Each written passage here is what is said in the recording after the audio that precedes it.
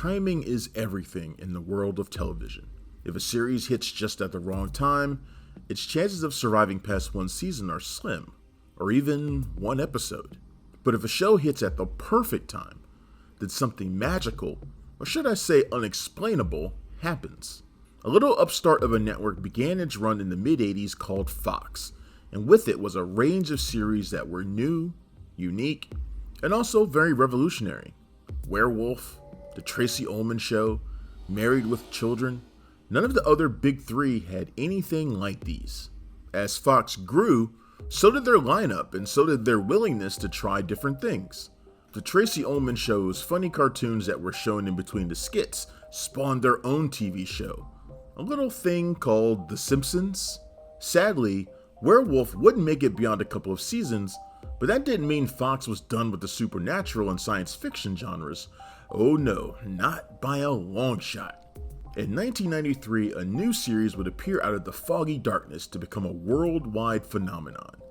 And it would come along just as the same world would become obsessed, not only with the show, but with a little thing called the internet. The timing would be ideal for a new fandom to arise and a phrase to become part of pop culture history.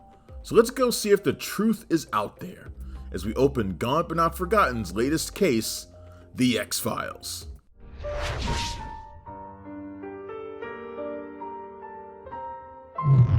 Before we continue with our video, here's a reminder to click the Store tab on any of our JoBlo channels and browse our collection of the latest and freshest designs in our merch store.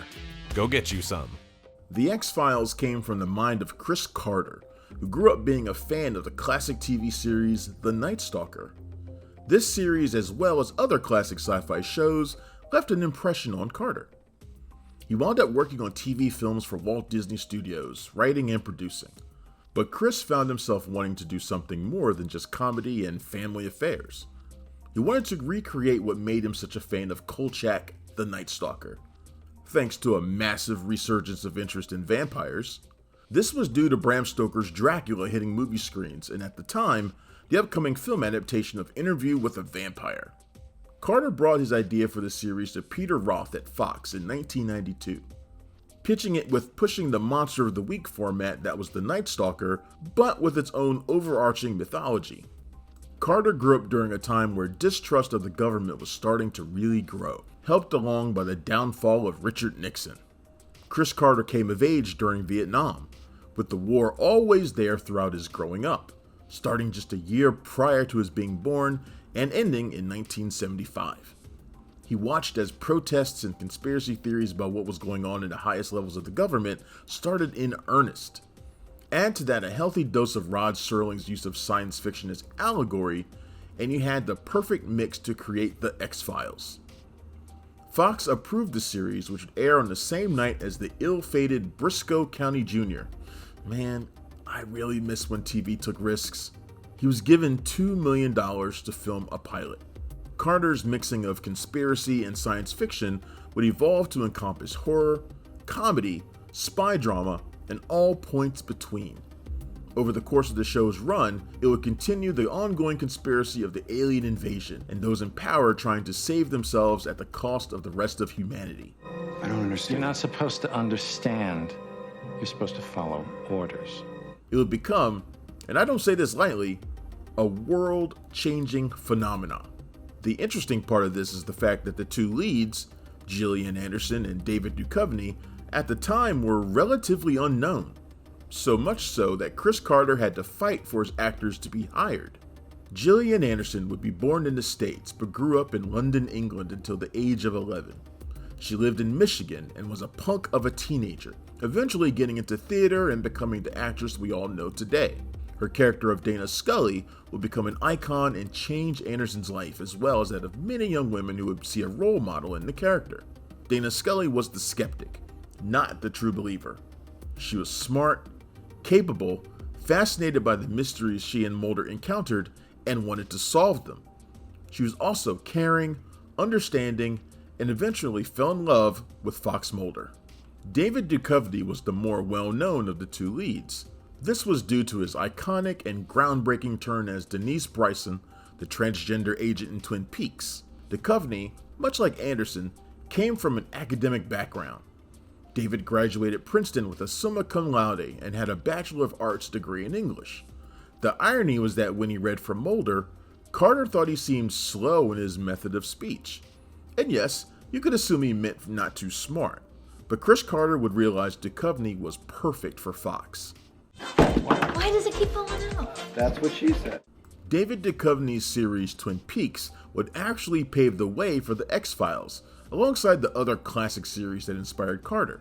A strange, supernatural town full of odd characters with a wide-eyed FBI agent investigating the goings-on? Man, can you imagine the crossover? Mitch Pileggi would play Mulder and Scully's boss, Walter Skinner. Skinner wouldn't turn into a regular until the second season, but he would become as major a player as his two agents in the world of the X-Files. Skinner would put himself at risk a number of times for Mulder and Scully, and would eventually take down one of the major antagonists of the show, much to my dislike. But we'll get to that in a bit. Mitch Pileggi was actually born in Oregon, where the first episode of the series was set. It was actually filmed in Vancouver. A few years before the X-Files, Pileggi was set to become the next Freddy Krueger thanks to his turn as the killer Horace Pinker in Wes Craven's Shocker. If that film had hit as hard as Nightmare on Elm Street, he may have been tied up doing sequels and missed his chance at Skinner, which would have been a shame as he wound up meeting his wife on the X-Files set, Arlene, who was actually Gillian Anderson's body double. I can't forget the mysterious cigarette-smoking man. The other dubious name for him was Cancer Man. CSM was played by the fantastic William B. Davis, who actually had stopped smoking 20 years before the series. When he first started, those were real cigarettes he was smoking, something he was nervous about. Eventually, though, they switched them to herbals. The ever-present Morley brand wasn't just an X-Files prop. Morley cigs appear in a number of series and films, including David Duchovny's other series, Californication. Davis has since, ironically, become a voice for the skeptic community in the real world, debating fact and fiction and belief in aliens, as well as narrating a series produced by Skeptical Inquirer magazine. As is the case with successful and long-lived series, things can happen that can strain the working relationships. Anderson and Duchovny took a while to eventually become close friends over the course of the series, and today are still pals. We spent every waking hour with each other, 9 months a year for 7 years. Shows can also go through some changes, and that would happen early on with the X-Files when star Gillian Anderson got pregnant. To work around this, the writing team came up with Scully's abduction by Dwayne Barry, who was played by the incomparable Steve Railsback. Barry was an FBI agent who had been abducted by aliens and wound up in a mental institution. Scully would be taken with Barry's help and would be experimented on while Mulder desperately searched for her with his new partner, Krychek. Filming locations had changed during the 6th season, with the show leaving Vancouver and moving to Los Angeles. Around the beginning of the 7th season, David Duchovny filed a lawsuit against Fox. He stated that due to them underselling rights to affiliates for airing episodes, they had cost him a lot of money. Duchovny wasn't contracted past the 7th season, and when Fox settled out of court, it was decided that he wouldn't come back. Fox Mulder would be abducted, and Scully would continue even though Anderson would actually not return in a permanent role either. We'd also discover Scully is pregnant with Fox Mulder's baby. It would seem that the case was going to be closed on the X-Files, but then the powers that be decided to bring in a new male lead for the series in the form of Officer John Doggett. Doggett would be the antithesis of Fox Mulder in a lot of ways, leading to his time with Scully as being a sort of switching of roles, with Scully being the believer and John being the stoic, ex-military man. John Doggett would be played by the awesome Robert Patrick. Patrick had already shown his sci-fi chops with Terminator 2. He brought gravitas and a solid presence to the show. He had some pretty heated competition for his part in the series, one of which was an ex-guest star of the show, Bruce Campbell. It's funny to me Briscoe County Jr. was trying to join his old Friday night buddy, the X-Files. Scully and Doggett would be a team eventually being joined by Monica Reyes. Reyes would be played by Annabeth Gish. Gish was, and still is, a fantastic actress who had come from an already impressive movie career. As Reyes, Gish was part of that flip dynamic as she eventually became Doggett's partner. Gish was the believer now, where the female partner of Scully had been the skeptic. Doggett was the skeptic, with Reyes now having a far more spiritual bent to her role. With the addition of these new characters, things changed quickly for the show. Mulder went into hiding as Duchovny didn't want to be in the series at that point. It would only appear in a handful of episodes in the upcoming seasons. Eventually, Scully and Mulder are reunited at the end of the 8th season with their child. In the 9th season, though, things take a different turn. Scully becomes an instructor at the FBI Academy, and the show focuses on Doggett and Reyes. The 9th season is truly when things go extreme when it came to the overarching mythology. There's a lot of lore and surprises with the X-Files, and I'm not going to spoil it all for you. Just watch it. You won't regret it. All I'm going to say is that it involves alien creatures known as super soldiers, the fate of the cigarette smoking man, Mulder and Scully's superpowered son, and finally learning the date of the alien invasion, December 22nd, the year 2012. Mark Snow would create the iconic theme music and score for the X-Files, which would become as popular as the series itself. Remixes abounded, and Snow's work is intrinsically tied now to strange events happening on the same level as the iconic Twilight Zone. The X-Files had a hell of a run in 9 seasons. But before we go on, I wanted to point out some standout characters and episodes for the show. We're going to start with the man who started it all. There are also a number of guest stars who pop up in the show that are pretty amazing. Darren McGavin starred in the episode Travelers as the FBI agent Arthur Dales. Dales basically started the X-Files, and in this same episode we meet Mulder's father Bill, who is also a part of the case. This episode is important for a lot of reasons, because it combines so much of what inspired Carter to make the show. We have Roy Cohen, J. Edgar Hoover, and McGavin, who as Kolchak actually inspired the show to be. Season 2's 4th episode introduces us to one of my favorite returning characters of the series, the dubiously purposed Alex Krycek. Nick Lee was fantastic in this role, the not quite a good guy or a bad guy, but the guy out to play for whoever the winning team is. Krycek was assigned as Mulder's partner, replacing Scully by the cigarette-smoking man and the Syndicate.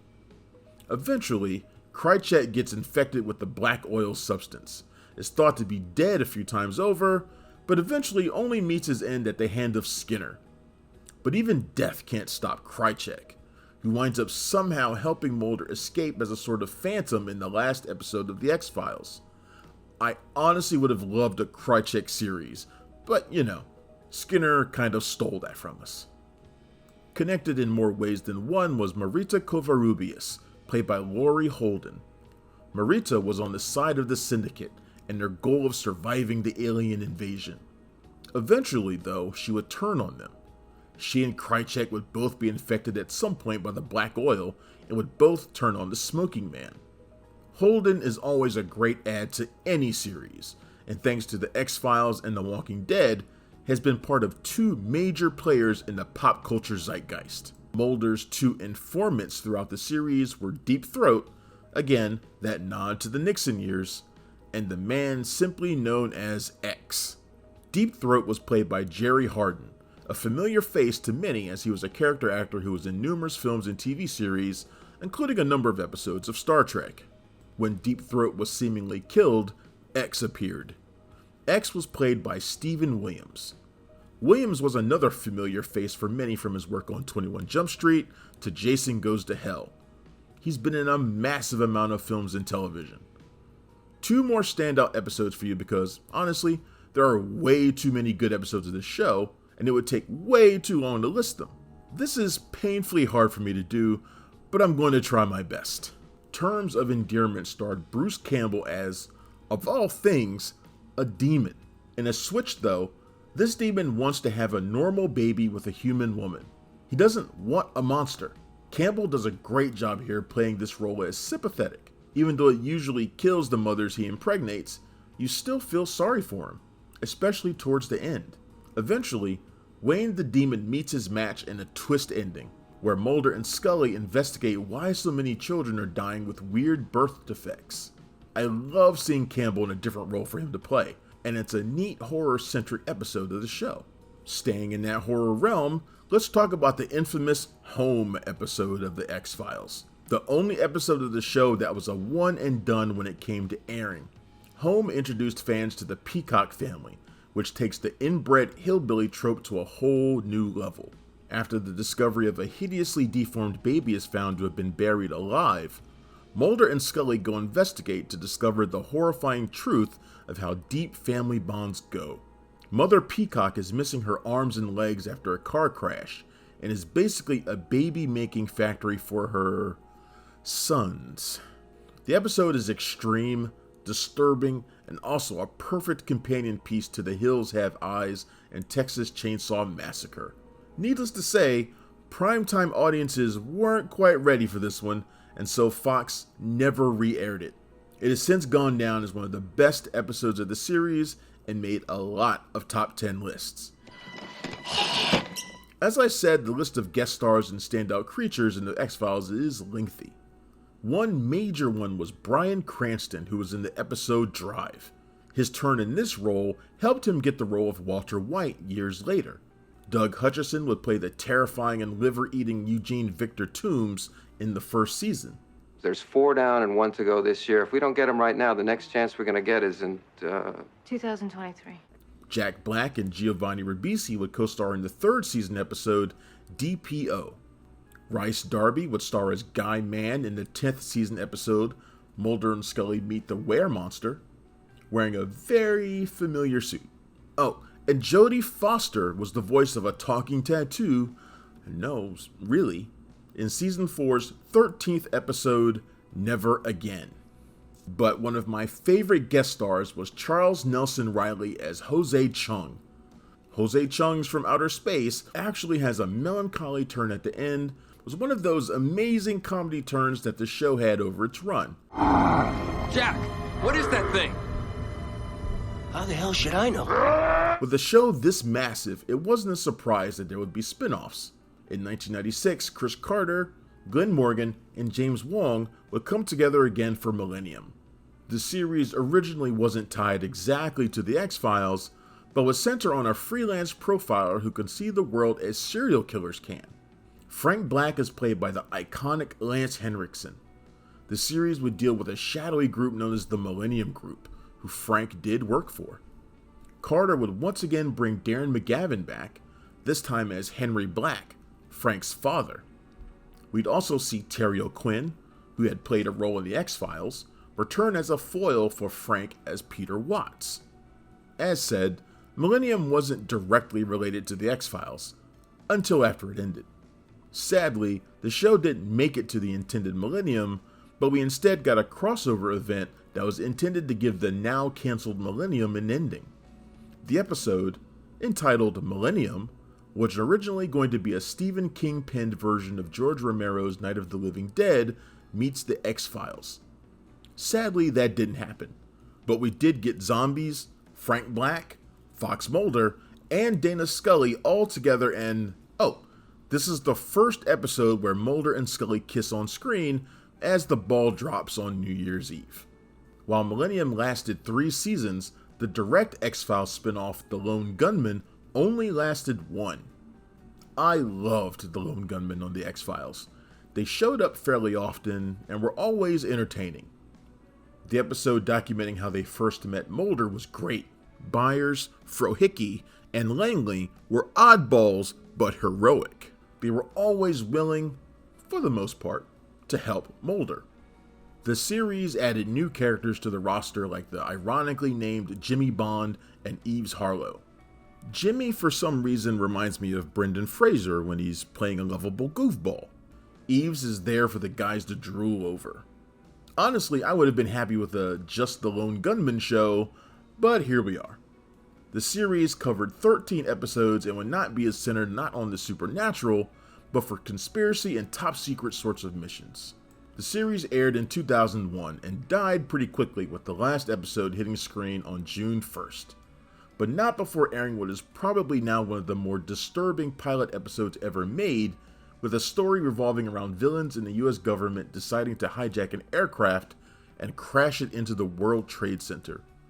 This aired only 6 months before the actual event would occur.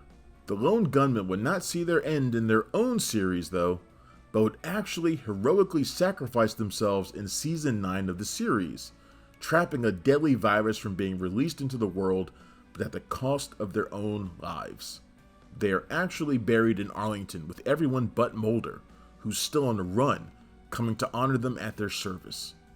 Vince Gilligan wasn't happy at the gunmen dying. Neither were many. But if we go by the comics, the gunmen faked their deaths. They had been working with the government all along and wound up doing well and doing what they loved. Unfortunately, the season 10 comic book series is not considered canon because, as it would turn out, The X-Files answered the question we always ask, should the show return? It, in fact, did. Much like its distant cousin Twin Peaks, The X-Files will return in 2016 as part of a special 6-episode 10th season. Prior to this, we received 2 feature films, The X-Files, Fight the Future, which would hit big screens in 1998. Fight the Future would focus on the virus planned by CSM. In 2008, The X-Files, I Want to Believe, was released. The film doesn't stay connected to the myth arc of the alien invasion, but instead is a standalone and rather bizarre and gory story about body part harvesting in a very Frankenstein vein. The new season follows the reopening of The X-Files and a return to the arc of aliens and possible invasion, including the return of the supposedly dead CSM. Scully and Mulder's son William has been placed in hiding. Mulder is losing his passion and faith for the supernatural until he's pulled back into the fray during this season. The 10th season also sees Mulder, thanks to some good drugs, see the lone gunman again. Agent Reyes returns with the news she's been helping the CSM. There's a lot crammed into these 6 episodes is what I'm saying. In 2018, the 11th and final season of The X-Files, for now I suppose, aired and would focus a lot on the search for William, Scully and Mulder's son, as they need him for a bone marrow transplant. And oh yeah, Scully actually saw UFOs. As it turns out, there are a lot of twists and turns over these last episodes, and things happen in ways no one would expect. Chris Carter has been asked if he'd be interested in bringing the show back, and he said there are still cases to be solved. But as it stands, the finale of season 11 looks to be the last closed case for The X-Files. At least for now. The X-Files came, as I said, at the perfect time. The internet was just beginning to open the doors and communication to people all around the world. They could talk about beliefs with others who were fascinated with the things they were too. UFO and cryptid fans and researchers from across the globe were starting to talk to one another. The internet allowed fans of science fiction, horror, and comics to come together in new ways. And when a show like The X-Files, which touched on all of this with the bonus of conspiracy theories and mysteries to solve, it was like crack to all of us. The relationship between the characters was also a fascinating one that didn't start romantic at all, which started something else that hadn't really had a name before: shipping. Fanfic became something well known and more easily shared. There had always been paper fanzines before for series like Doctor Who and Star Trek, but now, with the power of the internet, X-Files as they were called could write and theorize to their heart's content. Mulder and Scully were prime shipping material, and thus a million trillion fanfics were born. Websites were raised in their honor and the fandom became huge. Thank you for that. My question is... T-shirts, CDs, comics, video games, books, and toys. The X-Files became a hit in a way that had never had the ability to happen before. The series didn't just make waves in this way. I can't stress enough about the power of the Scully effect, as it came to be known. Dana Scully was an amazing character. Thanks to her influence and the fact that so many girls and young women could read and see her, there was an influx of women going to school in categories not seen really in decades. STEM degrees, women applying for the FBI and criminology, where Jodie Foster's Clarice Starling, who had been an inspiration for Scully, had cracked open the door, Dana Scully kicked it in hard. While The X-Files did a lot for the female perspective in science fiction and genre TV and film, it honestly did a lot for fans of all sorts. It celebrated intelligence. The two leads were science nerds. Scully and Mulder were smart and dedicated. They studied and learned. Characters like the lone gunmen were the nerds behind the scenes who became the heroes they never thought they could be. The X-Files came at the perfect time. Science fiction which took advantage of science fact. And the fandom is still growing to this day, with the kids who grew up watching it now introducing their kids to it. And the message of the X-Files is still relevant today, perhaps even more so. Keep questioning, keep asking, keep learning, because the truth is out there.